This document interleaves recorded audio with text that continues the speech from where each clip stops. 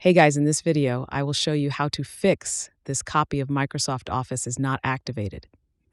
All right, so let's begin with the video.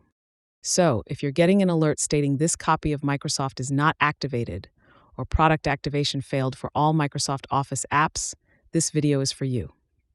To fix this error, first navigate to the directory where MS Office is installed.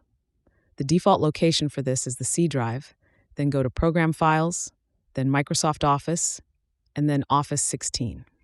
Next, copy the file directory, so right-click Copy and open the command prompt. By the way, this method is legal and provided by Microsoft's official website. In the command prompt, type cd / and press Enter.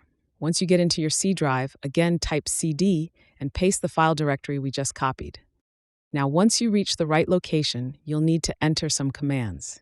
You'll find all these in the description below. First, write this command and press Enter.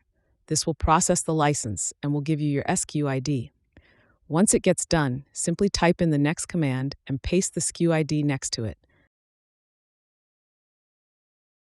Then press Enter.